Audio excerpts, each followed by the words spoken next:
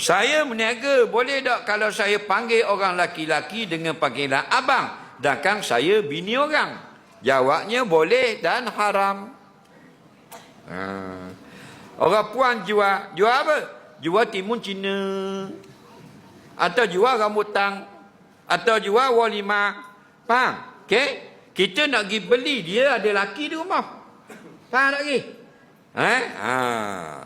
Kita kata berapa harga 5 kilo mek faham? Gitu. Dia jawab, sekilo 5 riyal bang. Kalau 2 kilo molek 40. Kita pun ambil 40 lah 2 kilo. Nah, dia sebut abang di situ harus.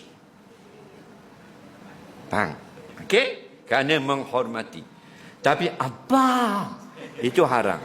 Kerana masuk dalam bab syahwah. Faham tak lagi? Gitu juga. Faham? Kalau kita peluk balik jalan jauh, kita peluk kakak perempuan kita, hukumnya harus. Kerana mahram. Faham? Kerana lama tak jumpa kakak kita. Jumpa dia lapangan terbang, kita peluk dia. Harus. Peluk kerana syahwah. Nak suruh sting. Haram. Walaupun mahram. Nampak lagi? Okey? Jadi abang untuk menarik perhatian lelaki. Haram.